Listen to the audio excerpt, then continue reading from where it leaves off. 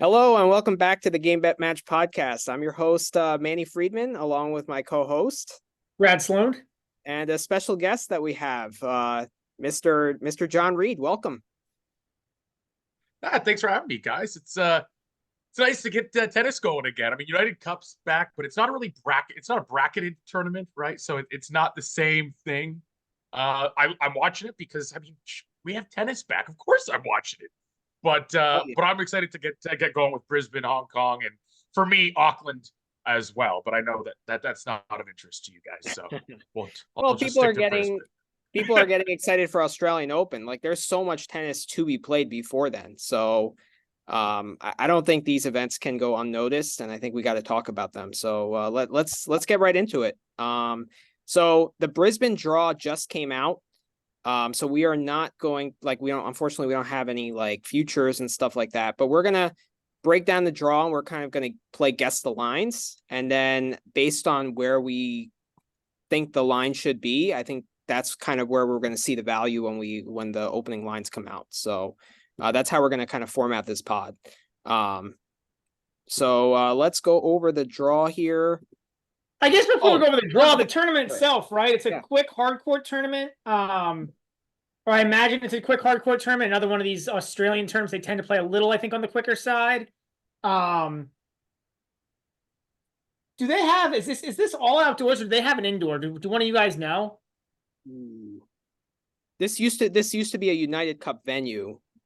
I believe it's all outdoor, but I could be wrong. Yeah, they haven't had the event since 2019. So I don't know if I don't have any like data on it. I honestly don't remember offhand if it's Do you know, John?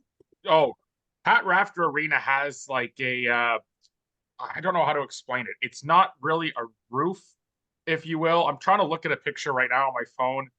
I don't know if it's considered it covers, but they have, I think it's they do have something that covers the arena. I don't know if it prevents rain from getting down or not, or if it's like a simulated, you can see the sky through it. So I don't know what exactly it is, but I believe they might be able to play in the rain. I just don't know if they're starting, because they didn't start tonight, but I don't know if qualifying matches are taking place. Yeah, the main arena has a roof. I'm looking it up now. Yeah, there you go. Okay.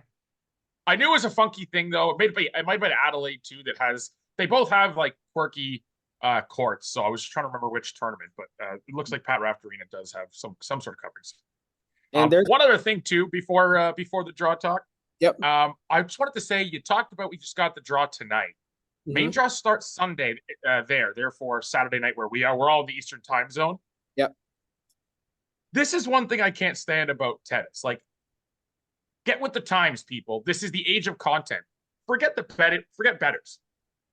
There are a ton of YouTube channels coming up as well that are just regular tennis talk. Mm-hmm. You live in the age of content creation. It is free marketing when you get YouTube channels that are all starting to grow and get, I just saw Talking Tennis today up near 5,000 subscribers. People want to talk about these things. If you release your draw 3-4 days in advance, like slams do, that creates buzz, that creates something to talk about. People are going to, YouTube channels will be talking about your sport free of charge to you, by the way. It's free marketing. It's free attention if they grow bigger.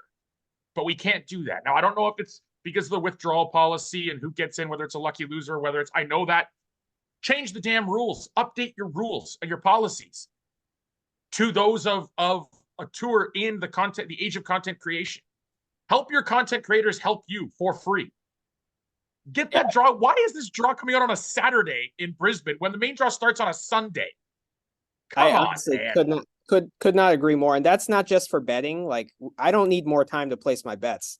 I just want to see it. I look forward to the draw coming out and just like being able to talk about it. It's more time that people can spend talking about it, right? That's what I would say is like, it's really frustrating as a fan that like, especially like if you're a content creator, you have such limited windows that like, if you can't make your window, you miss your window. I mean, that happened to Manny and I on several occasions where it's like, hey, this day doesn't work. Okay, boom, you lost your preview show because literally you had 1 day or 2 days you could do your preview show. Yeah, it's betting, not betting. It's awful. And I think the withdrawal point is silly because like we see guys withdraw anyways. We see guys withdraw the day before. Like we see with guys withdraw during the event. If a guy buys in the first round, we'll see guys withdraw after the first round. So like I think the whole withdrawal point is Yep. like that's gonna happen anyways. I think I don't know what it I don't think there's any like I don't even know what the explanation would be for this. Well, overall, Like- I mean, Brad and I have discussed this on numerous occasions. Like, tennis does a terrible job of marketing its product. Like, beyond the draws, like it besides three players, basically Djokovic and Alcaraz, maybe, and I guess Sinner to an extent. Like, does any person on the street know who Holger Rune is? Like, like average person. Like, he's the eighth best tennis player in the world. You know. So, and when you go to the US Open, people are not there to watch tennis. They're just there to be part of an event. They're not tennis fans. That's why I don't like going as much, because it's not an educated group. And I want that's focused on being a content creator. I want to educate people on how great this sport is. So I couldn't agree more. 100%. 100%. We're all on the same page. All right. So, any other thoughts before we get to the draw? Nope. All right. in terms of the just going over the weather, it looks like it's in the around 80 all week. Like chance of rain every day, like slight chance of rain. Something between like 20 and 50%. So they might need. I'm guessing they'll need that roof for parts. But you might see a little bit of hold up the first few days. But overall, I don't know if the weather's going to have a huge impact here. But I thought it was worth mentioning. It's probably going to be humid, right? If they're expecting rain. Yeah, solid. Yeah, humidity in the 70 to 80%, so pretty humid. Okay, so that might slow conditions slightly. Yeah, and yeah. All right. We can get to draw talk now. Sorry, guys. It's all good. All right, so here we go. So the top half of the draw, we got Holger Rune against Max Purcell. Then we got Luca Van Asch and Alex Shevchenko, JJ Wolf against a qualifier, and then Yannick Hoffman against Sebi Korda. So that's the opening quarter. Who would you say would be the favorite to win this quarter? And what price would it be? I mean, it'd probably be Holger, but I wonder what price you would get on that. Oh, I'm not sure if they're going to spread quarter prices for 250. I think they do. I'm not a big outright guy. I'm not as good with them. I would say people who have followed my bets will probably know that I will call myself relatively sharp when it comes to individual matches. Outrights, I can admit, I'm not the best outright bettor. Maybe it's because there is so much more hold in those markets too, so it is much tougher to beat them. But I've seen people that can assess them and hit longer odds stuff more than I do. So I will be the first one to say I'm not the best. I know that's rare in this community. Everyone's the best at everything all the time. Buy my picks package. But no, I'm not the best with outrights. So this is the one place where guessing the lines is not going to be my forte. Okay. But I'll say one thing. Yeah. Yes, Holger will be the favorite to win the quarter, I would think. And Sebi will be second in the prices. But I'm really excited to see that price on Shevchenko Van Asch. I find Van Asch a little overrated. I am out on him as a top 100 player. I don't think the weaponry is there to keep him there. Shevchenko is the other way around. I think he's got the weapons to stay in that top. I don't know if he stays top 50. That was a bit of a jump last year, but he stays top 75 this year. And then Max Purcell against Holger Rune, some time off after a rough end of the year for Max. He's got a fun game. He's got the Aussie crowd behind him. That serve on these courts is going to work. Hopefully, I would think would work wonders. I'm interested to see a couple of these prices in this first quarter on individual matches. I'll tell you that.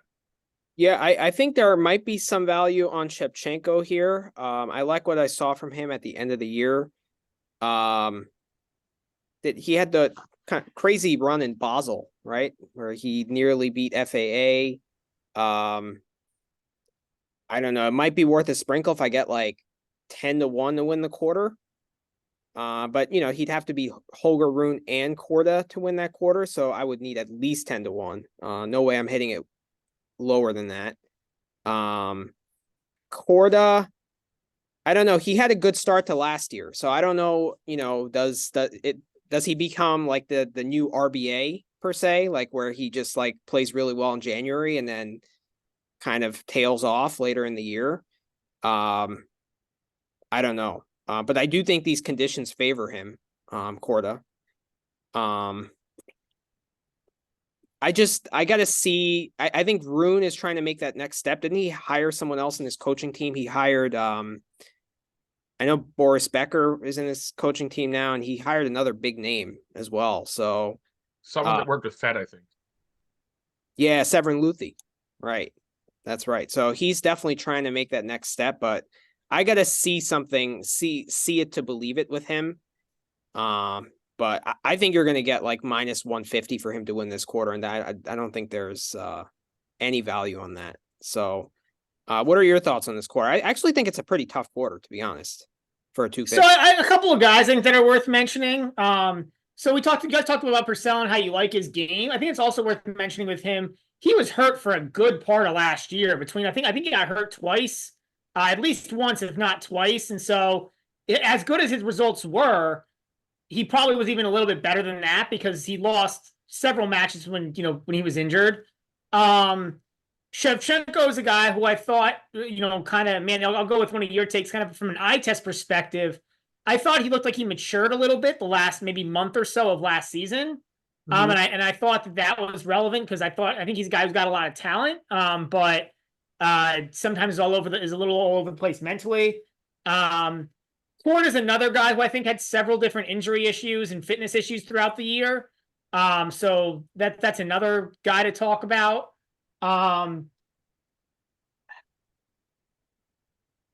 And then, I mean, for what it's worth, Wolf had a decent run last year in the Australian Open. Yeah. I don't know if that was more just draw. I mean, he beat Thompson, Schwartzman, and Emo. Not sure if that was more just draw, or if that was something about the quick courts in Australia working for him. But those are my thoughts on a few guys. In terms of betting, I mean, it's so hard to do this without any kind of price. I think Quarter's an interesting guy, depending on what the price is for a second favorite. And I think Purcell could be kind of interesting too. So those are my thoughts. Oh, really? What price would you need on Purcell to take him to win the quarter? It's like, okay, if he's like plus 300 to beat Rune or plus 400, like, I mean, something big, right? Like probably at least 3. 15 to 1, 20 to 1, maybe. Higher than that, yeah. He'll be high if he's going to be where I'd expect in that $5 range, AK plus 400. I would expect him to be at least 25, 30, 40 to 1 win the quarter. Anything less, I mean, you may as well just roll it over. Because I would think he'd also be a dog or a pick him to Shevchenko. Pick him at best, and that's still going to double whatever your profits are on your plus 500, right?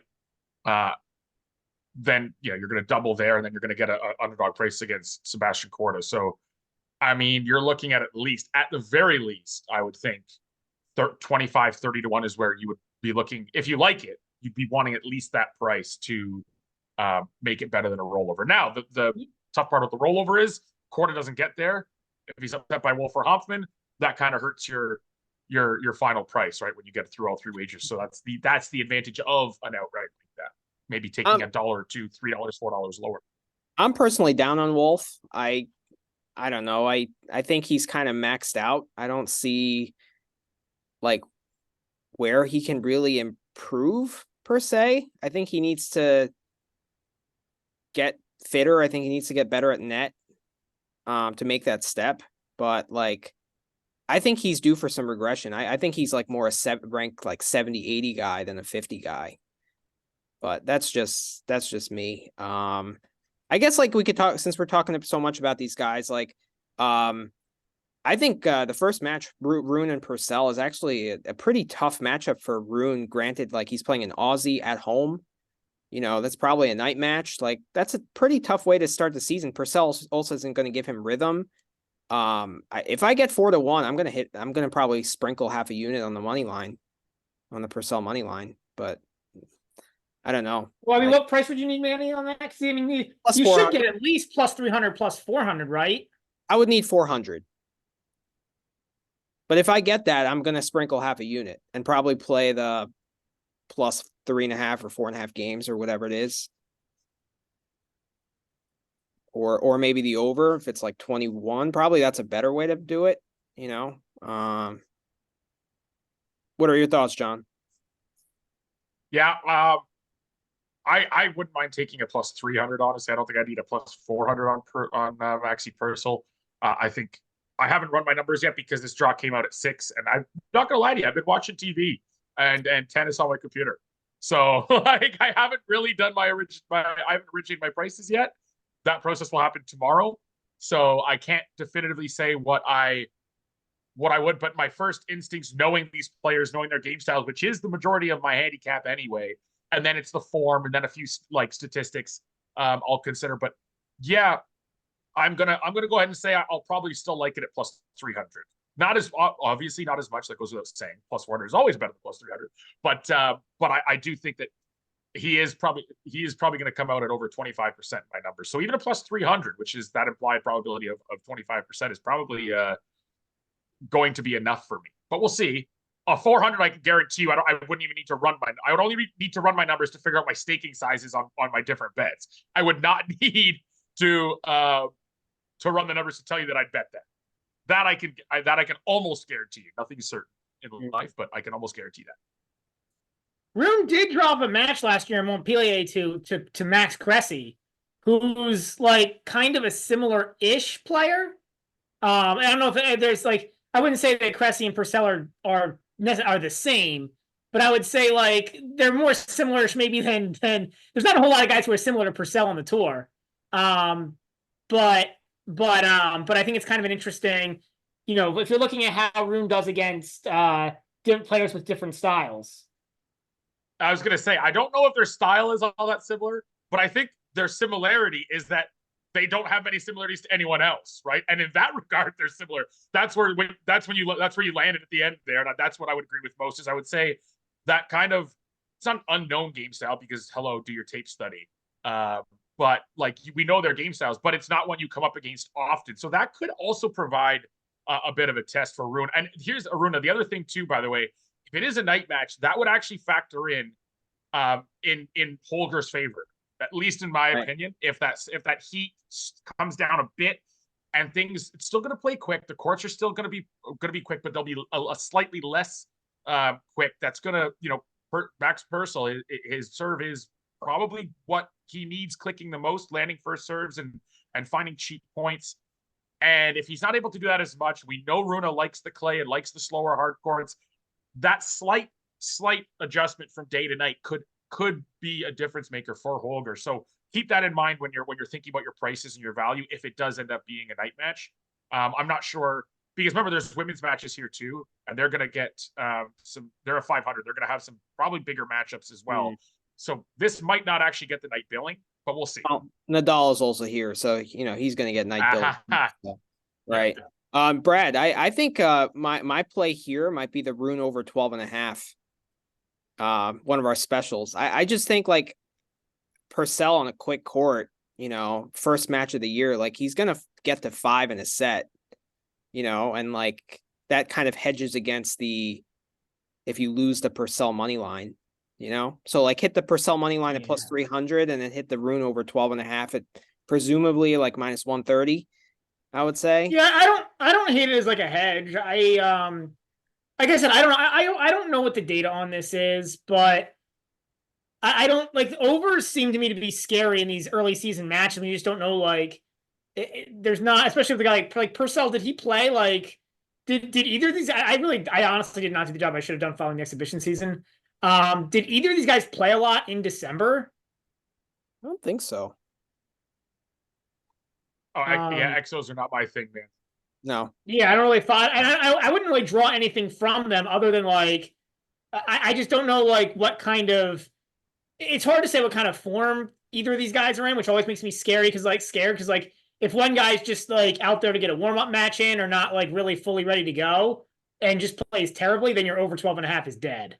So I'd probably prefer to just like I'll probably look at the money line and just take the maxi money line or just stay away, but. I could see myself sprinkling a little, and probably more of a sprinkle, especially given it's a first round match and a first tournament of the year. probably a sprinkle on the Purcell money line is what I'll look for. All right, If next you match. want to maximize your money, you should bet on Purcell. Touche. Next one, Van Ash against Shevchenko. I think this is a really interesting match. Personally, I would give Shevchenko as like a 1.5, 2, probably a 2-game favorite. That's kind of where I would set the line.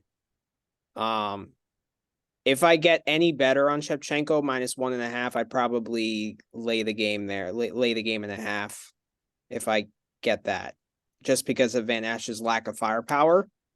John,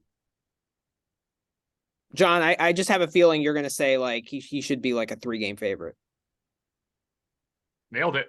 That's where my initial handicap is.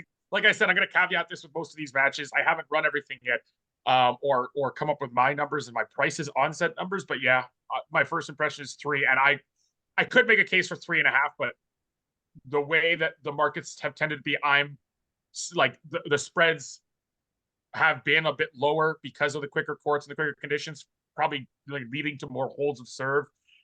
So I do think you'll probably see I hope we see a 1.5, 2. I think 3 is probably where we're going to see it. I think, like I said, I can make a case for 3.5. So on quick courts at half games, a big half game, I'd probably still bet the 3 if it comes out at 3. Give me a 2 and it's okay. Like, yeah, 2, I'll probably I'm so in.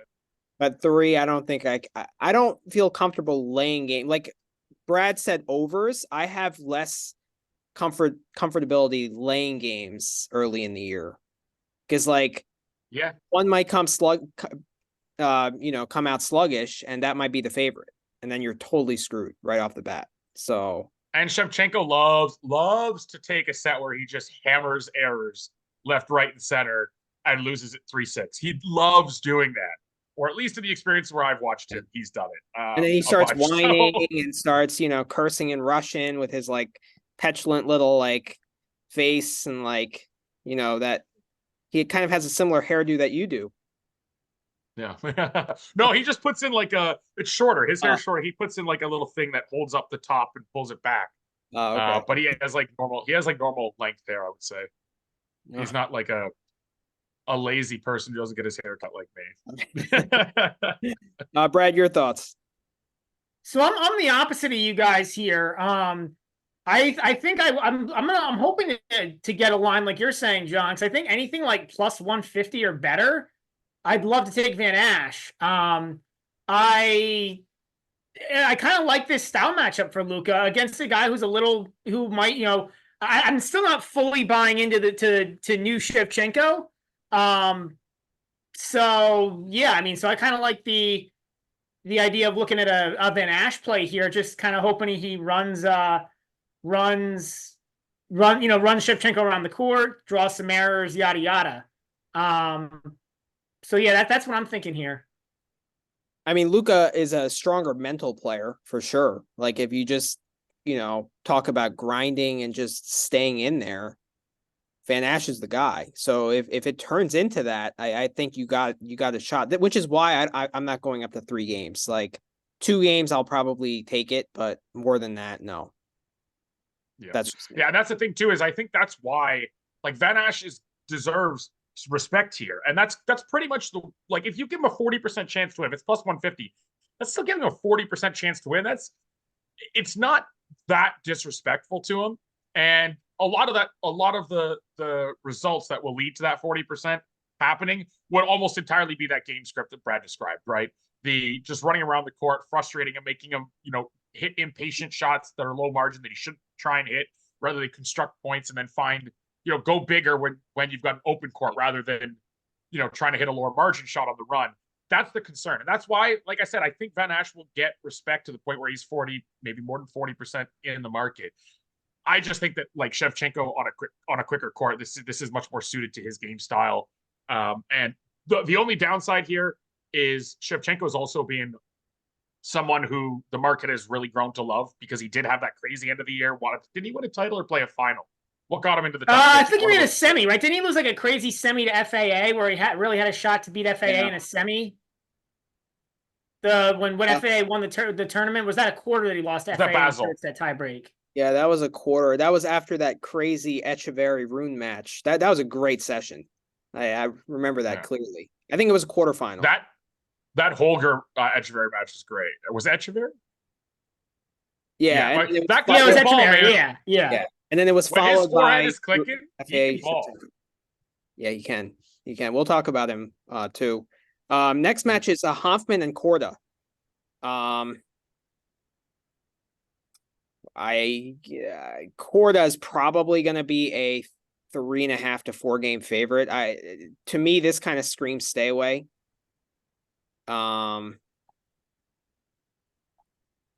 Maybe the Korda 2-0 if I get plus money on that, but like it's probably going to be minus 130. So I don't anticipate seeing a line that I'm going to feel is attackable here. I think you underestimate how much the market loves Yannick Hoffman. I'm not saying I love Yannick. I've been pretty vocal that I don't off of Yeah. clay like Yannick Hoffman all that much, but the market does. I definitely think you'll see plus money on a 2-0. I mean, I think you're right. I think it should be like more juiced, and you shouldn't play it, and you should probably stay away. But I think you're gonna get sucked into betting Korda here because the market does like them some Yannick Hoffman. And the one thing I like about Korda in Australia is, one, it comes after a month of very little play, which means this is the one time of the year we can hopefully trust his like physical, like his body to hold up, if you know what I mean. Yeah. Anywhere else, I'm like, oh god, Yeah, gotta he is always factor fragile. in the Korda effect into your price points. But and the second thing is, I like what Korda in Australia is the serve, where we've talked about for years, like kind of that Sinner thing, where Sinner's improved a ton, and he's done it with like a technical change rather than just a fluke run of landing a ton of first serves. So I think it's actually sustainable. Korda also has that effect where the ground strokes are elite, the serve has lacked. Well, when you play on quicker courts, the one benefit is you can mask that weaker serve a bit, right? You're going to find more free points, even if your serve isn't in the kind of elite category. I think that bodes well for Korda, who's got an absolutely great game from the baseline. So I like his chances here. I'm with you. He should be a favorite to win in 2 sets, like more often than not. And he should absolutely be a favorite to win each of those sets by a break, because I just don't trust Hoffman. That second serve on hard courts, just it's not good enough. So, but I think you'll get it cheaper than that. Okay, I'm hoping you're right. What about you, Brad? I mean, you guys, you copied what I said in my preamble about the draw talk, John, about Korda. So I mean, but I think we agree. Where I'm going with it is, I think you guys hit it spot on. Like I couldn't have said it better myself. So yeah, I'll be looking to hit Korda in this. I'm hoping I might be willing to lay games. Like if I only have to lay like 3 games, that actually sounds pretty good to me here. Or maybe the 2-0, depending on what those lines look like. But one of those two. But we'll have to see what the line is, obviously. All right, next quarter we got is Ben Shelton against Roman Saffielin. Very interesting first round match. Then we got 2 Aussies, Alexei Popyrin and Chris O'Connell. We got Matteo Arnaldi and Marton Fucsovics. And then we got Sebastian Baez against a qualifier. So I think this is a very interesting quarter, to be honest. This caught my eye when I first looked at the draw today. Thoughts on Ben Shelton? Like, what do you think? I mean, Brad always says about like how raw he is and like how much room for improvement he has, which I agree, but like I don't think what he showed from like US Open to Vienna is necessarily sustainable, just because of how many tie breaks he won in that time, and like how I think the variance went to his went in his side. I feel like the luck, he had the best quote unquote luck ratings as they have in football. And I don't think that's necessarily sustainable. So I think there is some regression here. That being said, I can't deny his talent, but like, I don't know if I can expect top 10 from him by the end of the year. Like, what are your thoughts on that, on Shelton, John? Just like as a whole for the year. He's a confounding player to me, just because like you can see it. I mean, it's undeniable what he can do. Don't really need to go. I think it's pretty well established. The scouting report on him, I don't watch him as much as a lot of people do, just because to me it's like you're too athletic, and you're too strong from the baseline to have like the return points one numbers that you do and not to be breaking more. And it's frustrating. At the same time, like, so to me, I don't like watching serve bots play all that much. I know Ben Shelton isn't, he's too athletic to be a serve bot, but he does play his way out of chances to break a little too often for me. And as much as he's entertaining, he's got that personality. If I'm not assigned to covering his match, I'm not a big watcher of Ben Shelton. Right? It was cool when he was in Australia. It was cool when he was racking up challenger titles and he was the next big thing. Now everyone knows about it, right? It's like this happens on the women's side too. You're going to get handicappers who there's a certain group of handicappers that if they start talking about this prospect, they're no longer an up and coming prospect. That's the general public knowing about them, right? But they're going to pretend, hey, I'm in on this player. I'm ahead of the curve. No, ahead of the curve was 8 months ago, pal. Like not even, you know what I mean? Like that's where I feel like Ben Shelton got to really quick. And like once you lose that prospect hype, the game is a little, it's just not that entertaining for me. My personal choice. I get why some people do. The on-court antics, the shouting, the cheering, the crazy serves, the shot making. I get it. Not my cup of tea until he's a more well-rounded player, but I get the love for him. And I can see why people like to make the prediction that he can make the top 10 this season because the top 10 talent is absolutely there. And one year that prediction is going to come true. So why not again try and be ahead of the curve and predict that this year? To me, this match against Safulin, that's a danger match. And I actually think Shelton is, because of this hype that you talk about, he's going to be overvalued by the markets. He's getting so much respect from the books and he's going to be a pretty big favorite. Like I would be surprised if he's, better than minus 150, minus 175. Like to me, that's kind of where the line should be, minus 150. But I have a feeling he's going to be like minus 200, minus 225, just based on how much hype he's getting. And in that sense, I think there's tremendous value in Roman because, like, if we talk about a guy who's been improving year to year, it's Roman Safulin. Like, it's really cool to see Safulin's like career arcs. If you look at his ranking, like it's just like slowly gone up now for like 5 years. It's like the perfect thing of like I make small improvements every year and I get a little better, little better, little better. I agree. And I think these courts favor him too. Like, I think they're really, really good courts for him. So I'm probably going to hit Safulin. Anything better than plus 120 or 130 on the money line, I'm going to hit. I don't know. Do you agree with that, John? Or Brad, either one? Yeah. I mean, look, Roman's he's got firepower, man. I don't think people realize that Roman, you put Seffield on a quick court, like that guy can hammer away at the ball from both wings. Obviously, the forehand is better as it tends to be for most players, but it's not a foregone conclusion Ben Shelton wins this match. He likes to play close sets and close matches anyway, due to, again, that return game not being, for his physical makeup, not being where it should be.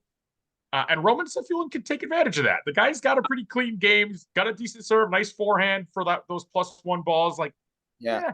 I'm hoping that the books are dumb and make this over under like 21.5 because I would hit that easily. Which we might with 2 servers. I don't think you're going to get 21.5 for 2 servers. That's got it. Like most of these, I like even the Hallie Klein match today. That's back in a rain delay as we record.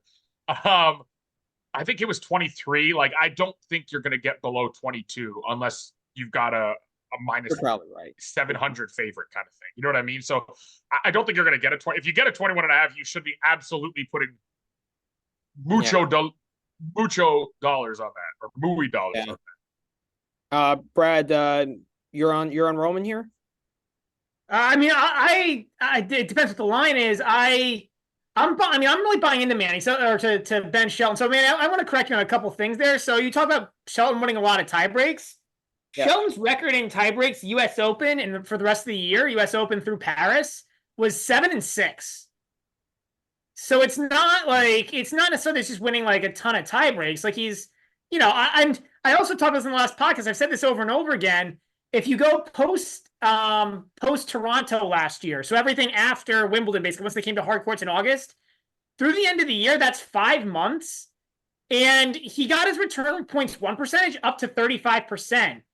I think that's a huge number for Shelton. Like with how good that serve is, If he can win 35% of points on return, he'll get like, what that translates to like a break a set. That's probably good enough to win a lot of matches for him with that serve. I like Roman too. I mean, I hear what all you guys are saying on Roman. I like Roman as a player too. I agree with the firepower point. Like, I'm in between you guys. I think that the true line on this should be like, should be in the 180 range, like a minus 200 plus 160, minus 200 plus 150. Yeah, I don't really see. Yeah, I don't. I think I'll probably be too close to where the market is to probably hit this. That's probably what you're gonna get. What you're saying. Yeah, I'm a buyer on Shelton. Like I said, man, I've said it many times. Like when you look at how raw he is, just in terms of number of hours on a tennis court versus these guys, you've got to think he has a wider, not a wider learning curve, but like more room to improve. So yeah, I really like me some Shelton. John, I know I'm not ahead of the curve, but I am on the bandwagon. Oh, it's always my favorite. Oh man, I found this new great young player. It's like she's won multiple shut up. junior Grand Slams, is number one junior in the world. Congrats. You looked up the number one player in the rankings in the juniors. Like, do you want a trophy for that? Like, now, can you describe her game? Of course you can. Like, that's the other thing too. Someone looks up results, someone looks up the rankings, and then thinks they've got this like gem to bet. And it's like, you couldn't even break down her game. You looked at a website, bro. Don't pretend like you've done all this work. I hate that crap, man. Yeah. Out of here. All right, next match. Popperin and O'Connell, two Aussies here. I think Popperin will be a solid favorite here. I'm guessing probably in the 3-game range. But I think that's what we're gonna get, and I'm gonna probably stay away. Is that what you guys are thinking? I'd like to back Chris O'Connell, but I don't know, man. The improvements from Popperin last year were noticeable, in terms of, I think, maybe cutting down on forced errors in some bigger spots. The serve is like, he's just got more pop to his game than Chris does. So I think that when it comes to quick courts and racking up holds, like, he does have a relatively large advantage in that respect. That makes it tough for me to back Chris O'Connell, and we'll have to see where the price points come out, because every player has a price that you're going to back them at eventually.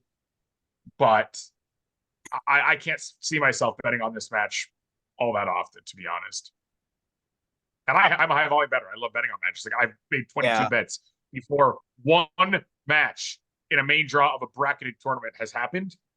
I've already got 22 bets on the season. So, like, I will hit the the matches where I think there's a bit of an edge, but this ain't. I can't see this being one. I can't see it being one of them either. Is Popperin really a good player on quicker courts?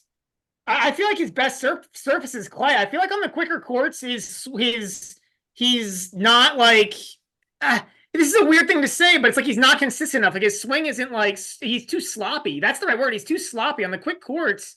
His swing is too slow and he's too sloppy. He misses too much. Well, you make too a error prone for me on to be better on clay. I mean, the only thing that I think you're going to be able to point to is an UMAG title, but a post French Open clay court title at the 250 level, like, it's not even Hamburg. But didn't he have a good run in Rome as well? Yeah, he made the round of 16 at Rome coming out of qualifying. That's a good run. He qualified at Monte Carlo, like. Yeah, you make a good point, Brad. I mean, but that being said, doesn't Chris O'Connell play decently well on clay as well? Kind of surprisingly. I think for O'Connell, the quicker hard courts are better because he gets a little more out of that, like, variety game. That slice works a little better ironically on a quicker court where the ball stays a little lower. The fact that he doesn't really have a lot of power, so he needs the court to help him out a little bit. He gets a little more help from the court on a quicker court, whereas Popperin doesn't really need that help. I think conditions here favor O'Connell. He'll serve and volley too, if the situation calls for it. It's how he took a set from Daniil Medvedev. I'll never forget Medvedev for not covering that. That's crazy. Doha last year. Yeah. I just find it difficult to see if O'Connell gets down a break, how he's going to break back. That's the thing. Like I feel that this is kind of similar. Like I'm learning my lesson from this Greek sport debacle against Rude. Mhm. Like once Greek score got broken, it was done, right? So But like he and broke back, I think didn't he? this is a Didn't Greek similar Sport break back, or you get broken back again? I haven't been got following broken that back one. again. Got Ugh. broken back. He got It was broken just an again. ugly match from Greek sport. Just terrible. Like this was back to like 2022 levels of Greek sport, where Yeah. just ugly. But you live and Two learn. guys, this is going back to O'Connell Popper, and this is two guys who really struggled last year after the US Open. Um, I don't, O'Connell, I just don't think he's that good of I just don't know how good of a player he really is. Popperin had started to show something a little bit, again, Umag run, the good results at Monte Carlo and Rome, and then I think he went like 2-8 or something post US Open. It wasn't good.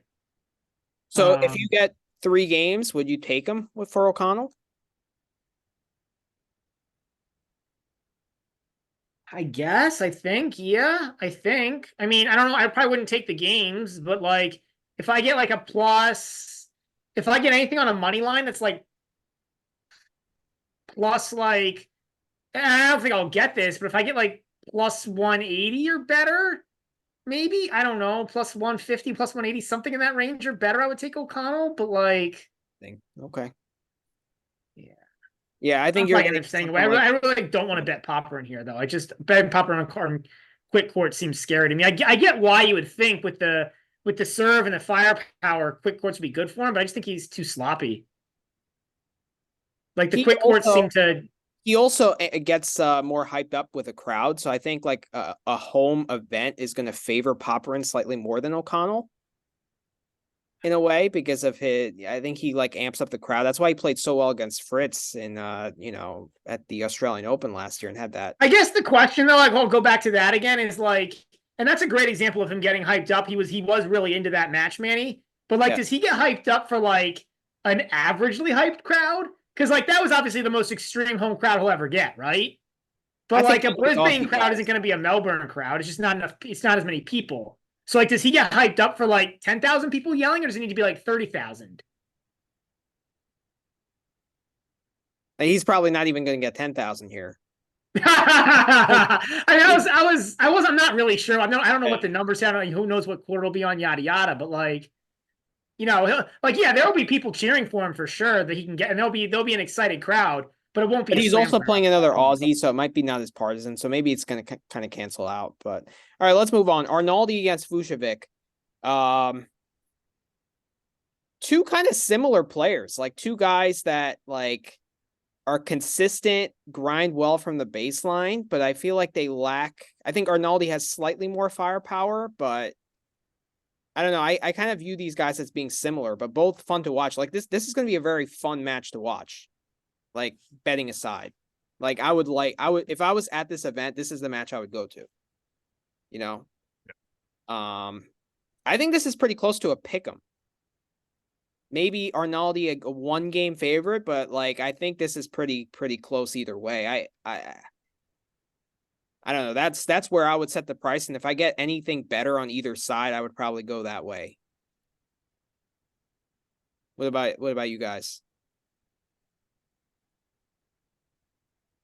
I think it's a good test for the young Italian, right? I mean, the kid's got some pop. He can ball out. We know that, he probably grew up on clay courts. It's where he got his starts, where, a lot of the Challengers success came from. But he showed us this past year, at least in the last, 5-6 months of the year, he's not totally incompetent on hard courts. Did he upset Norrie at the US Open? Oh, yeah, he killed Norrie. Yeah, he killed Norrie. Yeah. Straight sets. Yeah, man, and I were on that bet. That wasn't tough to do down the stretch last year. And you can tell that month of that time off, like, it helped Cam Norrie. He looked a little bit more like himself last night in the first and third sets. But look, Matteo Arnaldi's got some pop, man. He can ball, right? He can ball out on hard courts too. So this is a good test, though. You've got a guy who can throw in some variety, who can make a ton of balls, who isn't going to, blow you off the court, but who isn't exactly an underpowered player either in Martin Fuchs. Like, he can turn it up himself. So it's a very, very good test, is what I would say. Is Arnaldi probably more talented? I'd go with yes. But this is where kind of, you get those narratives of like wily veteran with experience, he's a great test, a stern test for the youngster. I think that kind of narrative would be applicable and fit pretty well as a descriptor to this. Arnaldi this to me has a way higher ceiling, but he also has a way lower. Well, Fucsovics actually has a pretty low floor too, as we saw against Rinky at the U.S. Open. But well, he was exhausted. You could just tell that was not Marto Fucsovics. That's true. But if he's fresh, I think Arnaldi has a lower floor. Like I've seen him just miss ball after ball after ball. Too. So that's what I'm a little bit worried about if I would hit Arnaldi, but he has a way higher upside, I feel. I don't know. What are your thoughts, Brad? To me, this feels like a pure pass match. The Rinky match isn't the only one where I've seen Fucsovics just go completely off the rails. I mean, there was Sinner the last 3 sets at the Australian Open. There was a Davis Cup match. I can't remember who he played. We played a match at Davis Cup where he went completely off the rails. So like the floor of Fucsovics can be pretty low. The floor of Arnaldi can be pretty low. But I mean, they both can get it back. Like, I think it's close to a flippy match. I think Arnaldi's probably a slight favorite here. I probably agree with you, Manny. Maybe a game and a half. I doubt I'm going to end up putting a bet on this. To me, it should be, if both guys play well, it should be a fun match to watch. I think, John, your narrative is probably pretty real. But I probably won't have a stake in it. Okay, fair. Baez against a qualifier lucky loser. Well, I mean, so this is kind of interesting. What are our thoughts on Baez? Because like he was like, obviously, like his whole career he's what, 22? I think Fucsovics called him out on it. But his whole career, for what he's had, he's been a clay court guy. But he did a little bit better on hard near the end of last year. He had the Winston-Salem run. I think he might have had one decent run on the indoors. He vultures up 250s, but I would be very... Well, this is a 250. I know. He's not vulturing this one up. I can pretty much guarantee you that. He might win a match. He might win a match or two. But I mean, but going back to Baez, like, right, he's 22. I think his whole career, he grew up on the slow courts. Like, he's allowed to get better. Like, do we think it's a narrative that he's just terrible on hard courts like he was at the beginning of 23, that he was like, not even an ATP level player on hard courts?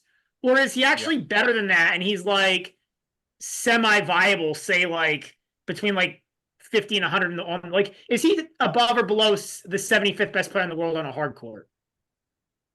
That's a good question. See, that's the thing is I kind of got to the point where you're at now, or where, like you said, I don't know when you got to this point, but like the point you brought up, I started to be more and more convinced as I watched him, and I realized the first serve was starting to win him more points, more cheap points on hard courts. Like he realized if he wants to stay inside that top 25, top 30, top 35 range, the clay court specialist thing ain't gonna work out for him, because you're gonna have to play a bunch of masters on hard courts. You're gonna have to learn how to play and win matches on hard courts, because you can't just rely on racking up tons and tons of wins on clay every year at the highest level. You're gonna get tough draws once in a while. You go out early, have a 500 or masters on clay. Do they have 500s on clay? But if you go out early, Hamburg, right? You're done. Yeah, exactly. The one. And you got one Golden Swing 500, right? Isn't Rio 500? Yes. Barcelona. Look at that. There's 3 of them. I'm an idiot. I do agree with you, Brad. Though I don't think he's a good hard courter per se. I think he's improved on hard courts, and that's why, like, you didn't make the case he was a good hard courter. You set that line at top 75 on hard courts. I think that's a pretty apt question to ask, because that's not calling him a great hard courter. Like, if you're the 75th best player on a surface, you're not that good on it, but you're also not as dog doo-doo as a lot of people make it out to be. So I couldn't agree more with that. Yeah. I also think when we talk about Baez, Manny, you and I had this conversation around the summer of last year. A big thing I noticed is I think the movement on hard court's improving. So before it looked like he really only knew how to move on the clay. But I feel like he's starting to like, and it sounds kind of silly because it's really just like running, but like, which is a pretty basic human function. But like, it seems like he's Not really. moving better on hard court than what he used to maybe, this time last year. And I think there's a real thing to that because if he grew up like sliding around on clay, then that's what he would know how to do. Yeah, I agree with you. I don't agree with you that running is a normal human function. Especially based on who I see come in the pharmacy when I work there every day. But the amount of Ozempic and Wegovy going around. But let's put that. I mean, I think Baez. I don't think he necessarily wins on like hard court pedigree. I think he wins on mental tenacity. Like that final he won in Winston-Salem, he won because of Lechka going away. Like he was just more mentally in tune than Lechka. He got through that run because he was more mentally in it. Everyone wanted to get to New York. It felt, and there were was a vulture. He vultured in 1850 at Winston-Salem. So, and then like he had some confidence, and then he had I think a pretty easy draw at the US Open, won him 2 matches, right? So like I think that little run is kind of causing people to believe he's better than he is. So like I would probably say he's worse than 75 on hard, like from a week to week basis. I just think he had a decent 2-week run. I think that's you're right. I mean, interesting enough, man. He post US Open on hard court, he was 2-6, and one of those wins came over Dane Sweeney. Dane Sweeney, who I have to beat. Who's he playing today? Dane Sweeney. Oh, I have him to beat. Forget. Who's he playing? That's fine. Dane Sweeney is not. We're not talking about if Dane Sweeney is the 75th best hard court in the world. No, but I have him to win today at plus 275. He's out here catching strays though. How did Dane Sweeney do? Dane Sweeney. Oh, I had him like 2 years ago, plus 900 Australian Challenger, and I think he lost 7-6, 6-4, 7-6, 7. It was so close, man. I think he was up a break in both sets or something like that too. I can't remember. Like I said, it's been a couple years, but I always like backing Dane Sweeney in Australia as like a plus 700, plus 500. I tailed tennis master. He's plus 275 to beat Gregoire Barrère today in Brisbane qualifying. That one I actually left alone. But I have been a Dane Sweeney backer in the past. I didn't bet him today, but I have in the past. I will say that. Okay. All right, let's move on to. I didn't think Dane Sweeney was going to come up in this podcast. I did not have that on my bingo card. And you brought him up. It's fair. Fair. All right, let's move on to the bottom half of the draw. So we got Aslan Karatsev and Jason Kubler. I know the MP9 loves Jason Kubler, right? Don't you guys have a nickname for him? McKubler. Kubler, there you go. Then we got Lucky Loser against Rafa Nadal. Like, don't you think that's a little bit scripted? The fact that he gets that, like, come on. First tournament back, the guy is right back to getting like cupcake draws. Well, I mean, some of the qualifiers could be tough, but good God, could that be more Rafa Nadal? I remember I saw Rafa. I'm amazed they didn't just give him a seed. I'm amazed they didn't just give him like Echeverry seed or something, just in the name of making more money for the tournament. Like, yeah, it's nuts though. And I saw a Nadal fan complain about a tough draw once, and the tennis world hates Rafa as if they're not totally random. And I'm like, were you hibernating for the last 10 years? Like, Rafa Nadal doesn't get tougher draws than any other player, or more often than any other player on tour. In fact, like, I think I'd be more in the camp. Now, this is also selective memory, right? We always remember the easy draws. I'm more in the camp that he continually finds relatively easy draws. And of course, he wakes up here in his first tournament back with a freaking qualifier Lucky Loser. But I wouldn't, honestly, Manny, have I talked about this? Obviously I don't know anything here, and I'm being a bit of a conspiracy theorist maybe, but I wouldn't be surprised if some of these are fixed. Man, there's too much money on the line for these tournaments not to want to slightly fix the draws. Yeah. But anyways, that's enough talk on Nadal. On conspiracies. Oh, enough talk on Nadal, period? I mean, we could talk about what you expect from him. We will, and I'm sure in 10 minutes. But we can, yeah. But the rest of the quarters, Thompson and Vukic. Yep, and And then then Bear and Uber. yeah. So Karatsev Kubler, this is just like such a high variance kind of match. Like Karatsev can beat him 2-1, but this can also get real complicated, right? Like, I feel like those are the only two kind of outcomes of this match, which makes it very, very tough to handicap. I think it's a stay away match. It depends on the price here. I think if McCoubler comes out as like a hefty dog, I'm gonna be backing him because again, you're like you said, anything involving Aslan Karatsev is going to be like the range of outcomes.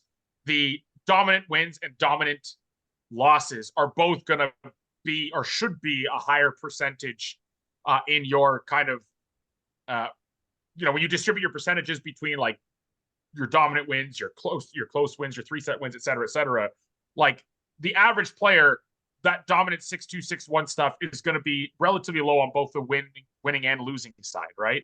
With him, both of those are going to eat up, are going to happen more often. So at this point, this is really where it comes down to how often do your Aslan Karatsev dominant wins and close wins, what do they total up to, and what are your Kubler wins total up to? And I just don't think because of the high variance, it necessarily changes the fact that Kubler's going to win this match a fair number of times if you were to run it 100 times, 1,000 times, however many simulations you'd want to run or have them play. I do think Kubler wins it a fairly significant portion of the time. I don't think he's a favorite here. It's not the case I'm making. But if he's going to be a hefty dog, then I will be backing.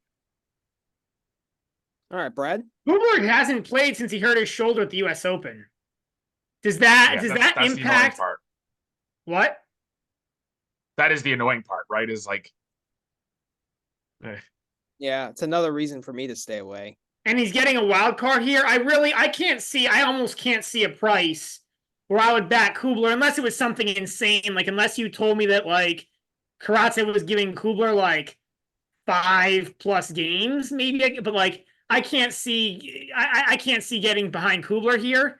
Do I want to? I don't know if like laying games on Karatsev is a terrible thing here, just because like I think there are enough scenarios where Karatsev just comes out and this is like a complete beatdown. Like, man, you and I used to talk about this. I haven't seen these lines really come up lately, but we used to have like the super over, like the super under, and this would almost be a match where you would play one of those. Like, just try to like find a line that's like plus like 500 or something. Like take Karatsev to win like 2-2 or better at like plus like 8-1 or something, and like that would like I'd rather play it like that. I don't think there'll be a way to play this match like that. First of all, it's not a big enough of a high profile match. Secondly, I've seen those lines really disappear lately. But I really can't see backing Kubler here coming off of that injury. We just don't know what Kubler is going to be. I hate backing guys with wild cards coming off of this injury because it could just be like a wild card for the money. I would stay away from Kubler here. This could actually be a good under spot. Like, if it's 22.5, I might go under here because, like, as you said, Karatsev can blow him off. We both said Karatsev can blow him off the court. And then if Karatsev is just spraying after he sprays 80 errors, like, this could be 2-1 the other way. I mean, what should the over under here be? I'm thinking maybe like 21. I think 21 might be a fair over under here. It's probably going to be 21.5. I think. I know. I kind of like the under. I know it's a quick court, but just with the Kubler injury, like that's my biggest fear here, man. Is like what is Kubler's health? Like it's probably a stay away, but there could be a line where I could take Karatsev if it's I think good it's enough. under or nothing. That's kind of how I'm looking here. John, you don't play too many unders, right? No. Been hurt too many times by 3-setters where the spread cashes and the under does not. Not a fan of them. Not a fan of them. You prefer to just lay the games. Yeah, I mean, it depends on men's or women's tennis too. In men's tennis, I think your unders where the spread doesn't cash might come in a little bit more often, I guess, especially if it's a higher number. But in women's tennis, no, I would just because of the propensity to play more lopsided sets, you're almost always better off laying the game. So there's not a huge difference between them, but there are obviously instances where those one could hit, one won't, and the minus games on the women's side especially are certainly the way to go. Yeah, men's I feel like you get a little more of a men's. I feel like it depends on on a lot of factors, but like you'll see men's match with like a 5-game spread where the over under will be like 20 or 20 and a half. In which case you're getting a real there is some value you're getting in the under. So I think in men's there's a little more validity to it, but I hear your point overall, John. I think it's a pretty good point. Yeah. As far as Nadal goes, what are your expectations for him this year? I know it's really hard to say without seeing a match. I know he loves to downplay his chances in press conferences. I don't listen to a single one of his press conferences because I think it's all BS. Like, I think deep down inside he expects to win slams, like otherwise he wouldn't come back if he doesn't think that's viable. But he's just trying to downplay it in case it goes south. But he's done that his entire career. Like he said, he wasn't favored for French Open titles. Like it's nonsense, So I don't go by a word that he says. I think I'm expecting decent results for him. I know in our preseason pod I had an over under of 35 matches played. John, I'm curious to hear your take on that. Do you think he goes over or under that? 35 matches played, just a hypothetical. Well, he's going to play like Rome. He's going to play the French, and he's going to win a bunch of matches at both of those. He's going to play the Brisbane and Australian Open. I'm going to go over. Okay. But, I mean, here's my conspiracy theory in tennis. I'm not a big fixing kind of guy. I'm not a big, whatever the other major conspiracy theories are in the sport. I am a big time Nadal does this whole like warrior narrative buildup intentionally and always has. He exaggerates his injuries on court. Now, I can't prove it. This is why it's a conspiracy theory. Only he knows this. I got no proof. But man, time and again, this guy just like, oh, he got out another win. Rolling my eyes. Like, okay. Yes. Rafa is the grittiest, toughest, biggest warrior to ever play a sport ever in the history of the world. I get it. You can tell I'm not a Rafa fan. So my expectations this year are he retires. And that's, I'm not going to, like I said it about Djokovic where people are like willing him to retire because they have this like odd hatred of him that I think stems from, let's just say non-tennis stuff because I don't really want to get into anything else, but it's certainly like non-tennis hatred. And like tribalistic kind of BS. And so I don't want to say I'm gonna look forward to Nadal retiring, but here's the thing. Djokovic is at the top of his game. Willing him to retire is odd. Like willing someone who brings, wizardry to the court and rooting for beautiful, high quality tennis to retire and calling yourself a tennis fan seems almost incongruent, right?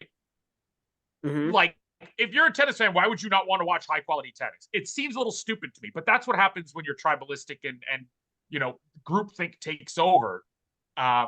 You don't really think rationally or logically.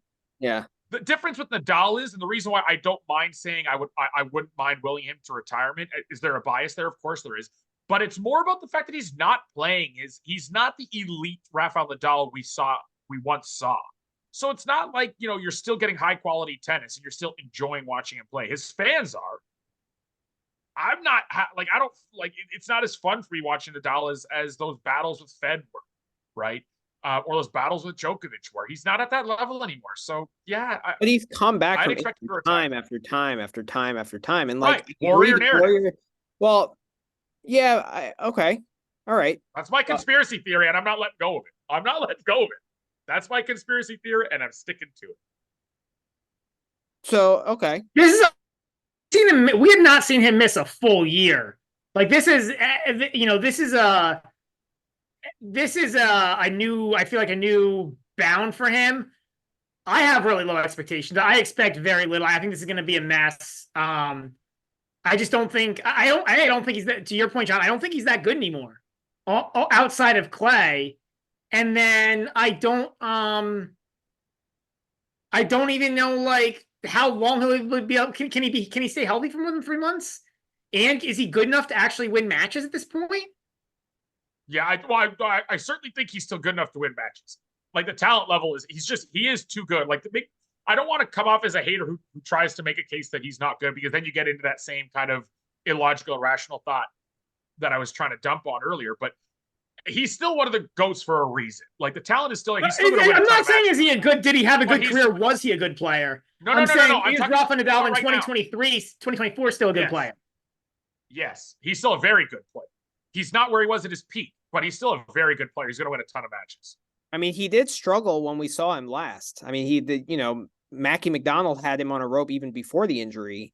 Then he lost to Tommy Paul in Paris. He couldn't win a match at the World Tour Finals, I believe. Yeah, you're right, Manny. Yeah. Like he really struggled to win matches even prior to that injury. Like United Cup, he lost to Nori. I think he lost to Demonor as well, if I'm not mistaken, or barely beat him, maybe came back from a set down, right? Like, so he really struggled prior to that event. And it's like, I felt like he was just lacking some power and oomph in his ball. And if he doesn't have that, he's dropping balls short. Like, these guys are. You also talk about how bad his foot was at the French Open that he won in 2022. And he really didn't do much in terms of like tennis success after that. I don't know. I'm low on this comeback. I don't hate Nadal as a player. I don't hate him as a career player. I don't think there's much left in the tank. But we'll see. Maybe I'm wrong. Maybe he'll prove me wrong once again. I want to put something out there. Like I put this on the timeline, but anyone who says that Djokovic is not the greatest player of all time, and this is coming from not a Djokovic fan by any means, but if you say that Djokovic is not the greatest player of all time, you don't know anything about tennis. And I don't think anyone can argue about that. Really. Like the resume speaks for itself. It's just not worth people like that. They just aren't worth it's not trying to debate, because you're going to bring up points and nothing's going to change their mind. Agreed. Right. Like, and everyone's going, well, it's subjective. I mean, no, it's not. But there is a subjectivity to it. Sure. But like, you have to ignore some pretty strong data points to still get to like, not all opinions are created equal. Opinions are subjective. Sure. But like some can be more informed than others. And if you're going to hold on to Nadal or Federer, I'm a Fed fan. I grew up. I still have my Wilson Encode rackets.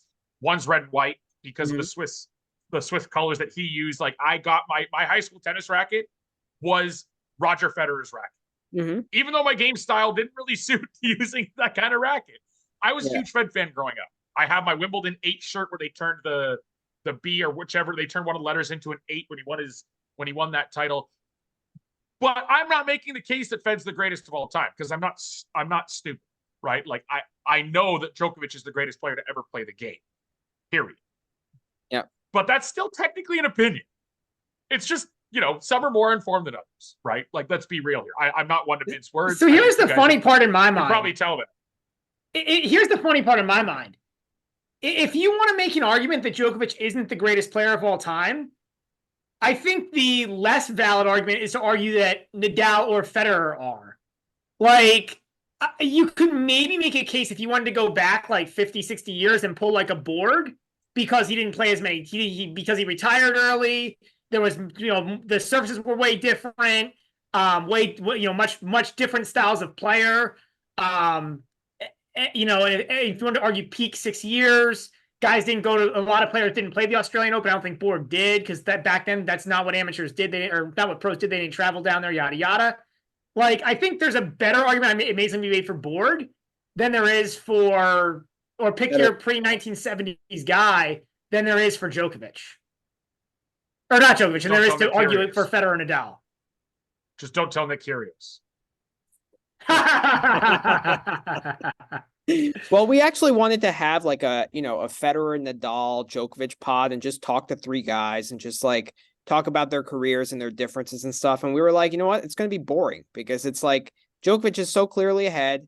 And like, we kind of all know their differences in philosophy. One is Eastern European, two are Western, and that's kind of why they've grown their fan bases the way they have, and like Djokovic was always trying to catch up to them in terms of not just tennis, but popularity as well. Like, I think it just kind of all is self-explanatory for general tennis fans or like, general reason-based people, right? So, yeah, we decided against it. So this is, I guess, our little rant to take the place of that.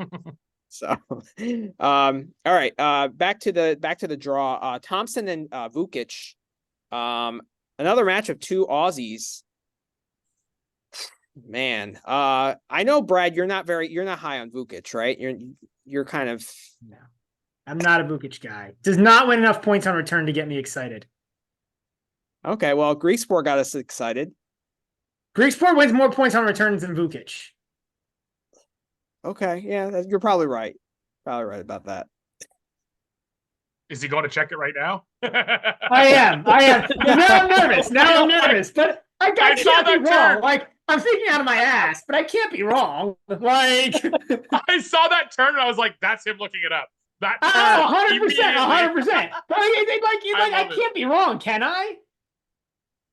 Greek Sport, 34%, 33.6. I think that still beats Vukic. Vukic, 32.7. Okay, all right. Closer than I thought. Closer than I thought. Closer, yes, John, you're right. Closer than I thought, but I was right.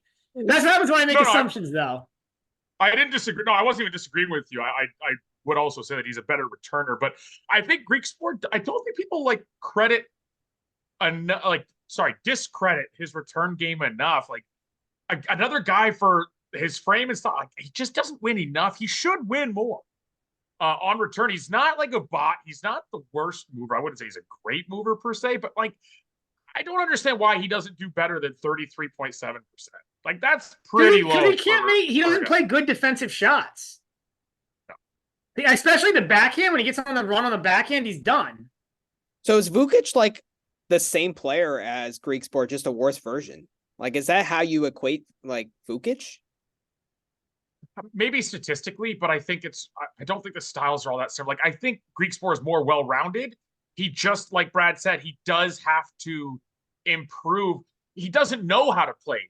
It's not that he doesn't defend well. He doesn't want to play defense. Everything is aggressive with him. If he could learn how to like not be in control of every single rally and play some higher margin stuff on return, I think you would see him become much better. Whereas Vukic, I think, is more limited, right? I don't think he has that room to improve on return physically, if that makes sense. Yeah, I think I was John, you pretty much stole 90% of what I was gonna say, so we need to kick you off the pod for future pods. So I can speak more. but I think Vukic is much more centered on the serve and a little bit of the +1, whereas Greek Sport has just more of a good, like, a solid offensive game, but it's like it's all offense. Whereas like Vukic, it's all like early point offense. Like, so it's a different kind of offense, but they're both like more offensive centered. Greek Sport, because he has more tools in the bag, more clubs in the bag, is much better. So I'll basically, which is basically what John said. So sorry, John. I think in this matchup with Thompson, I think Thompson should be like a 2-game favorite, 2.5. That's kind of where I would see it priced. Right? I think it's another kind of stay away match. Is this a good over match? Like, if you get an over that's anything below 23, this feels to me like an over match. I don't see a whole lot of breaks here with these two guys. It's a good look. Yeah. I'm with both of you here too.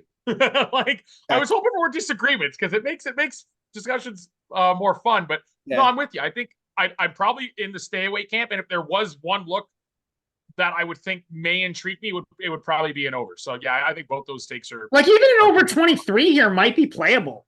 Like 23.5, 24, no, but a 23, an over 23 look might be playable. I could see 3 sets here. I would sell off to the over 2.5 sets then, which is almost always going to be a better price, right? You're almost always But aren't you seeing tie breaks though? Like I could see 6 and 6. I could see, But then that's the thing Four. too, is like, then you're like, you win a flip at plus money on each side. I guess you need it to go exactly right, but then you can play set overs. You could, like, there's different ways to attack it. I would prefer, like, over 23 does need a very specific score line to cash in 2 sets, right? Like 7-6-6-4, 7-6-7-5, 7-5-7-5. The way I've always 7-6-7-6. thought of the over 23 is like the break even, the plus the 2.5 set line, the 3 set line on this match will probably be plus 130, give or take. Which you need, what, a 43%? I think that's 43 to 44%, something like that, to cash. A 2.3 in European odds, John. I think that's like 43% to cash, because 2.5 is 40. Whereas like your over 23 would cash with, you'll probably get that like a minus 115. So like a 1.80. So basically my point is you're basically taking, like, they're kind of the same line. You're basically taking the 3 set line either way. One, you give up, 10 percentage points worth of odds, and in exchange you win anyways if you get a 6 and 6. You don't get screwed over by like a 6 and 6 or a 6 and 5. So, but the reason why I do like the over 2.5 sets more is because the most common score lines in the sport, your 6-3s, your 6-4s, you probably need 3 sets anyway if one of those is involved on a 23 and a half. And I mean, you're set, even like, you need both sets to go 7-5 or better, not just one. Like, you can get your one tie break. You still need another of, I don't hate the 23 though, because I'm amazed at how often you get the 7-6-6-4 push.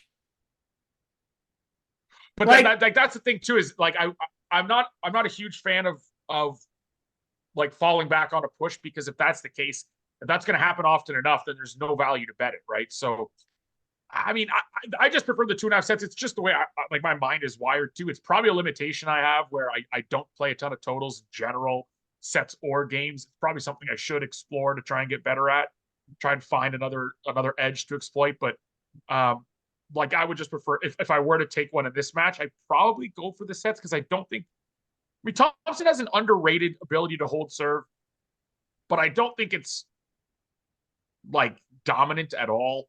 And I think Vukic does play sloppy service games far too often for me to really rely on close sets enough. So if I want the over, I'm probably looking at more value on the 3 sets in this matchup. But over in some capacity, I think that's a good look. I really, the other thing I kind of like here is this is 2 Aussies, so it's a match where both like this is a part of the schedule that both these guys should be interested in doing well. Yeah, both are going to be. I don't think motivation is going to be a problem here by any means. But we talked about this before. It's not just like pure motivation, right? It's like you can't peak for every single tournament. So for these guys who are ranked a little lower, right, you kind of have to pick a little bit where you're truly going to really try to peak. I feel like this is a place where both these guys wouldn't mind peaking. Yeah. Like Vukic doesn't want to be like peak Vukic on clay. I peak either of these guys on clay is not going to be very good. So for these guys to like set their schedule up to try to peak on clay would be rather foolish. I'm sure they're not. This is probably like, in addition to both being Australians, these are probably the best. They probably prefer grass, but next to grass, these are probably the best courts for them. Yeah, I would agree. And grass is only a month, so you could peak for this and peak for grass. That's not a ridiculous thing to ask. Yeah. Hugo Bear, guy who really came on the last 4 months of last year. What do we think about Hugo? Is he a top 20 player now? I think his ranking is right around there. I think it's 21 or something. He had a terrible 2022, and then he had a great year last year. I think there is a little bit of regression in store for him, but I think he's like in the 20 to 30 range. I don't think he's necessarily good enough to maintain top 20 per se. The only thing I'll say back to that, Manny, is he's another guy who's always had a lot of talent, but he just in the past went like AWOL for like too long of periods of time, and that's why he would have bad seasons, bad matches, bad tournaments, right? So like there's a qualitatively speaking, there's a path here.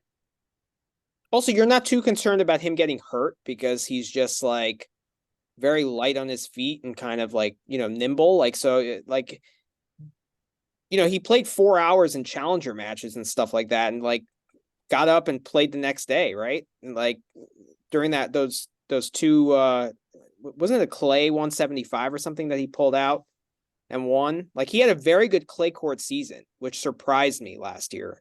I don't know if that's able to be replicated. Fast hard, I think he's dangerous, but like I was surprised how well he did on clay last year. And keep in mind, it's not just two challenger titles that he won. It was two 175s, I believe, right? Yeah. Those are 350 points. I mean, that's like having to defend a 250 and a final at a 250 to maintain those points. So if he doesn't And will he even be allowed to defend those? Because I think if you're top 20, yes. You can't play challengers. No, it's 175. The 175s are different. They allow the top players to play them.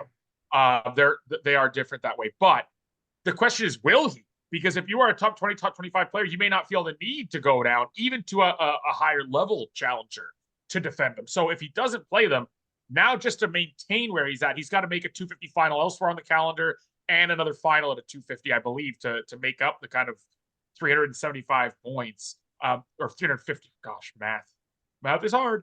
No, it's not. But he's got to make up those 350 points elsewhere, right? So that to me is the sticking point. It's not so much that I think he did improve on clay. Can he defend them? Sure. But will he even be in those fields? That's the question I think I have most regarding his clay court season, more so than his ability to defend them is will he even try? And then can he make it up elsewhere? Yeah. I don't know. I like his game. I like watching him. I think he's actually an underrated competitor. I think Jeremy Chardy has actually really helped him. I don't know. I'm wishing him well. I hope, he does well, and like I'll look to back him in spots for sure. But I just think that there is some regression for sure. This quarter is kind of open, like. So I mean, who do you like? Who's the favorite in this quarter? Humbert. Did the books make Nadal the favorite in this quarter? Oh, you know what? The books, yeah. I mean, you could. I mean, there actually could be, if you can find a quarter price in Humbert, you might get a good price, because I have a feeling Nadal's going to take a lot more dollars out of this market than he should. I think Karatsev is a real danger matchup for Nadal, because like just based on how big Karatsev hits the ball, he's going to be able to punish that forehand and then open up that backhand corner. And he's not going to let Nadal off that back foot. So I actually, like, if I get Karatsev at plus money, I'm taking that against Nadal. I mean, I'm probably going to be up against, I would imagine just based off of what I've seen in the last couple of years, guys coming off of these long layoffs is usually not good the first match or two. With a name like Nadal, I would think you got to hammer against that the first couple rounds. Yeah. But there might be value here because of Nadal being in there. I don't know. But I don't know. I think a Thompson look could be interesting here, depending on what kind of odds you get. If you get if you get like really long odds, like 20-1 plus, I think a Thompson look could be interesting. He's got like the game to beat any of these guys on a quick hard play. I don't think he's better than 50-50 in the last two matches, but I think it's possible. He'll hold serve. And he has an underrated second serve. Thompson. So, John, what do you think about Thompson's chances in this quarter? I mean, I don't love him to have to beat Humbert and then like an Nadal or Karatsev back to back, but I mean, he's got a chance on quick courts for sure. What do you think of a Karatsev Nadal match? Like, do you like my take on the Karatsev angle there? Yeah, I need more than like plus money, but I would. Okay. He's a giant killer. Like we know that about Aslan. Yeah, he's got the game to do it. Right. That's the whole thing about the volatility is as bad as he can be, he also has the game to beat the best of the best when he comes up against them, as we've seen. So, yeah, I don't mind Karatsev at decent plus money against Nadal. I might just bet that because I can cheer against Nadal for another reason. Yeah, I'll be hammering anything against Nadal. Not from a like a tennis fan perspective, but just from I'm bold bearish on the injury return, and then especially coming back first match after a year off. I don't know. I think it's going to be tough. I think it's going to be different. Match intensity is completely different. I know obviously Nadal knows how to play a professional tennis match, but he hasn't done it in a year. Yeah, it'll be fun to watch. Bottom quarter here. One of our favorites, Tomas Martin Echeverry. I don't know how you cannot like this guy. Just grinder, pure professional. He'll play a qualifier lucky loser. I wish we had a match to talk about him. Then Kokonakis and Rinky, another match between two Aussies. Qualifier and lucky loser against Altmaier. And then, are we really getting this again? Murray against Dimitrov. Ugh, it's disgusting. But let's. What do you think of Echeverry's chances this year? I think he can find a way into the top. Where is he now? In the mid-30s? Mid-20s, I think. Mid-20s? I mean, I'm rooting for the guy, so I hope he cracks the top 20. I really liked what I saw from him at the end of the year, like in Basel. Like, that was super impressive.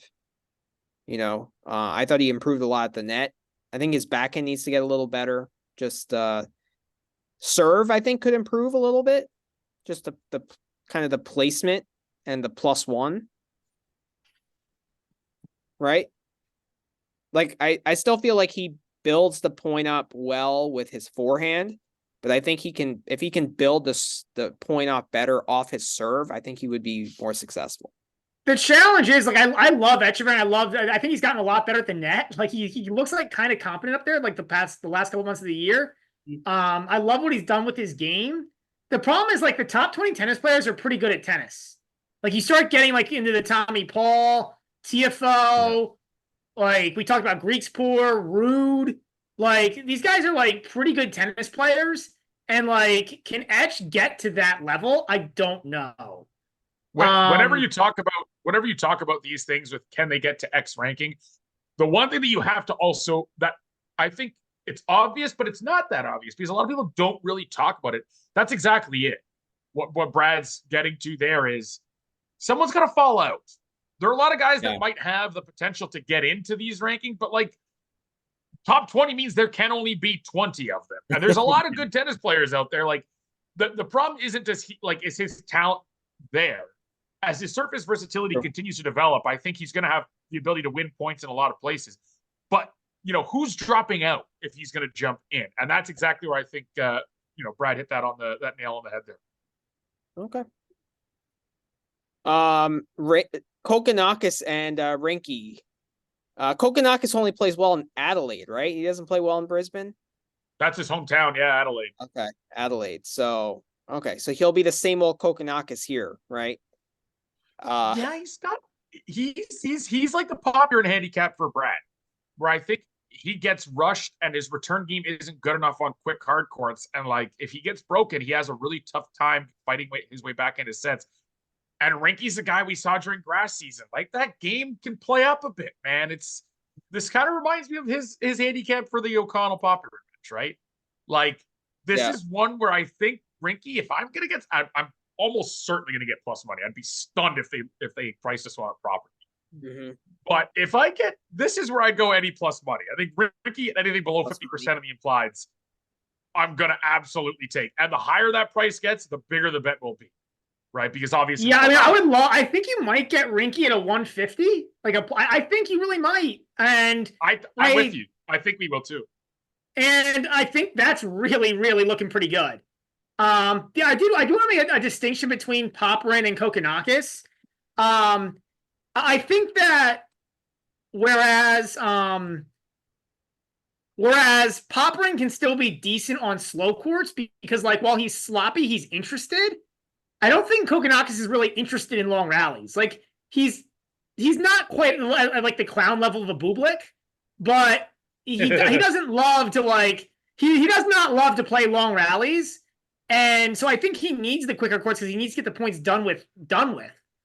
So like, this is his time to succeed if he's gonna succeed. The problem is I do like Rinky in this matchup. I do think the quick game on quick courts, Rinky's game plays up. That little Rinky Dinky. And it's great that his name is Rinky because he really is pretty dinky for a tennis player. Like Rinky Dinky is not a bad nickname. Rinky Dinky. I like it. I like it. Yeah, I Compared to other pro tennis players, as Manny and I said on the very first pod we ever did, like all of these guys are gods. Like if you put me on a court, I'm not hitting anywhere near as big as Rinky Chikata. So like, I'm not saying that compared to other regular humans, he's a dinky player, but compared to like Thanasi Kokkinakis or other ATP pros, yeah. What was that survey that like 60% of the people thought that they could win a game against an ATP player? Including like 50% of people like over the age of 50. Wild. Just laughable. Just yeah, if I play Rinky, I'm losing love and love. I'm willing to put that on the record. I would love to know what if they did that for WTA players would be. Like, do we have, does that number, like how many people actually think, because I think it's well known and it's not like a controversial thing to say. It's just statistically they hold serve less. They don't have like the raw power or as big power. John, but I think if you talk to like non-tennis fans, I think you're wrong. Like I think if you talk to casual tennis people, I think there's a lot of people out there who actually think that the WTA is like close to on par with men's tennis. Oh, which like if you watch enough tennis doesn't really make sense, but I wouldn't be surprised for you to poll like that and it came out more similar than you think. Oh wow, okay. Yeah, I'm just thinking I'm like, geez, if 60% of people are that diluted, like I don't think I could win a match against a professional female player, like win a game against a lot of some of the better players on the WTA circuit. I know I could. Like, no, I'm not winning a game against Serena Sabalenka or Elena Rybakina, or even like players in like Diana Yastremska. I'm not winning a game against, most likely. Unless I'm like, I'm not.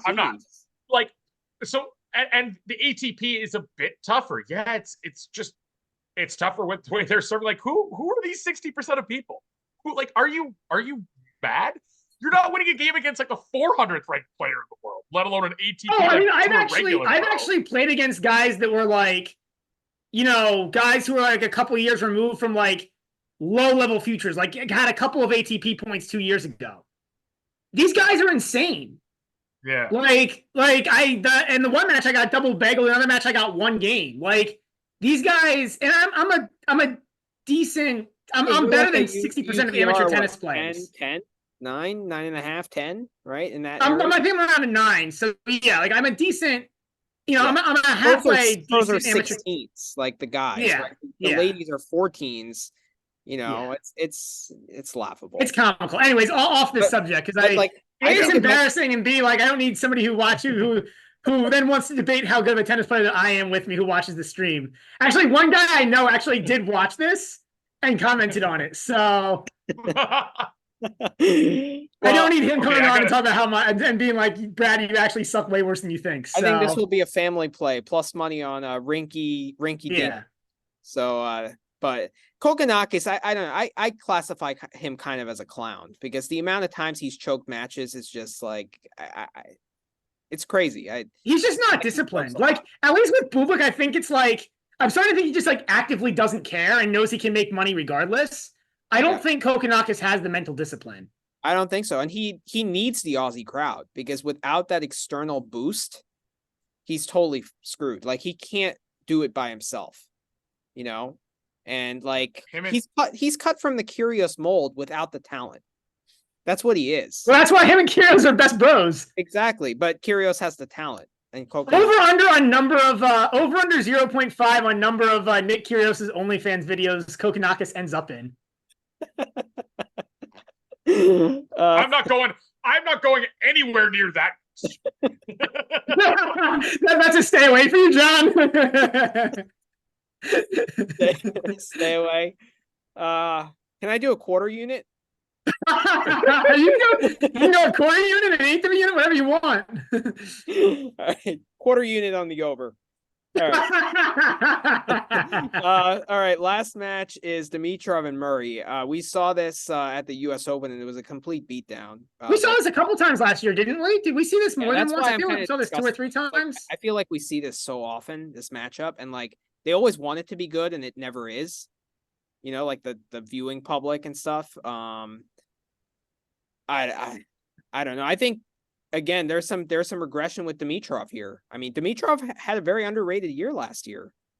I don't think that can go unnoticed. But Murray, I mean, you said it, Brad, on multiple pods. Like, you think he's just done, right? Like, well, I guess, but I'm going to caveat that, right? Like, if he's going to make a miraculous, like,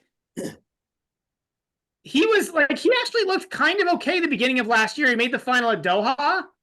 I think he had a decent, he won a couple of 5-setters, but he did make it through to the 3rd round of the Aussie. So, like, he was kind of decent in the beginning of last year, and then the wheels just completely came off second half of the year. yeah. With a month off, like, if he's going to make a resurgence, this would be the place. So I don't know.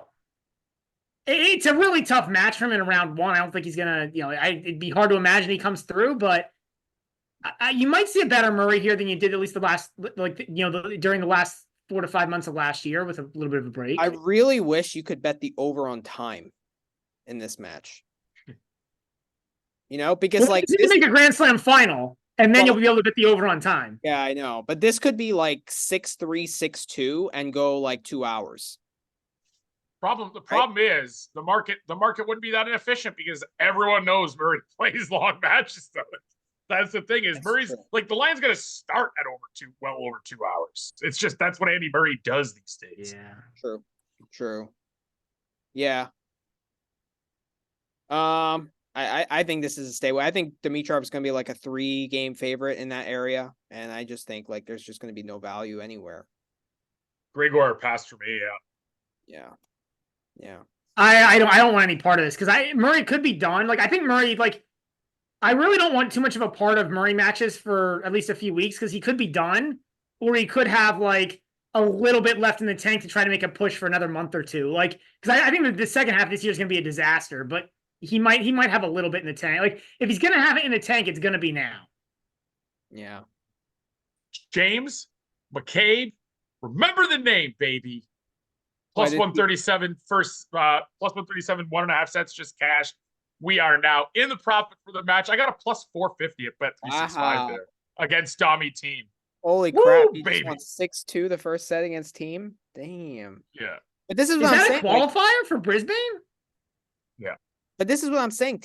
Team was what, a 5.5 game favorite today against McCabe? Was he 5.5? Wow. Something like that. 5 maybe. Yeah, that's insane. 4.5. So that's like, insane. if it's more than 4, just like take the games with these like early qualities. I already got a plus 137 cash on those sets, and it's guaranteed. If he loses 6-1, 6-1 now, you're good. I'm okay. You're okay. I mean, I have the money line as well. I don't want him to lose 6-1, 6-1, but it's possible. But the profit is in. The full unit play is in for me. I'm happy. And I'm I love James McCabe on quicker courts, man. He had one beatdown against James Duckworth, but he also had one like really competitive, or is that Coleman? No, I'm thinking of Coleman Wong. But dude, James McCabe and his serve, like don't underestimate the young Aussie kid on quicker courts. This is where Challenger Tour watching can come into play because Dami team, I still think he was a bit snake bitten last year. The results weren't there. The quicker courts have never been his favorite or his best friend in terms of his style, and James McCabe does prefer them on home soil, undervalued, not relatively unknown to market. There was a little edge to be had, so I'm pretty happy with that. Nice. Well, anyway, we talked 2 hours and 15 minutes without any lines. So I think it was an hour and a half. I don't think we started this up until it's an hour and a half. 45. Hour 40. Okay. Hour 40. So when we do have lines, it's probably going to be like 4.5 hours. That's a which goes longer. Our pods are an Andy Murray 5-set match. That's funny. Manny, we are the Andy Murray of podcasts. We are. Well, that's good. I mean, he's a top, what you could argue he's a top 10 player of all time, right? The game bet Murray. That's our new name. Our new name, the Game Bet Murray podcast. That's good. Yeah, well, then we wouldn't be copying the Bet River guys, so maybe right. Then we could still keep GBM. Yeah, exactly. All right. Anyway, so this was a lot of fun. I'm sure we'll do this as the year goes on. We look forward to hearing you on the John. But before you log off, John, is there anything thanks for being on as a guest again? And is there anything you want to talk about? Any kind of the work that you do that you want to talk about before we head off? No, for me, it's just I'm handicapping away. I do my stuff for. You can find me at Tidbits Tennis where I post the bets. So all my my articles will be up there, and I'm not releasing all my bets this year. I've decided not to, as I try and scale up my own betting. But I am still going to do anything that I'm paid to write. I'll release bets for, and obviously on Matchpoint 9, MP9 with Dave, I'll give out some plays there as well. And that we're going to do our Brisbane episode and Hong Kong episode tomorrow. So it won't, we were talking about not overlapping. I think you guys should overlap. I mean, if they're different podcasts, you should have your takes on this stuff too. But that at least won't have overlap either, right? Because we'll probably be talking prices once they're out rather than hypotheticals. So yeah, that's pretty much it for me. Cool. Well, also feel free to join us on the Discord. I saw you you joined us there, so we that's also awesome. Yep. And if you want to post one or two picks, we'd love to see it. We'd probably all tell you. So I think I mentioned McCabe in there. I think when someone posted a parlay that had team, and I go, I don't know, that's a little much for Tommy team for me. I like McCabe. I think he's one to watch. So I had a hint in there. There was a hint in the Discord. Nice. All right, guys. Have a good night. We'll be back soon. Thanks, everyone.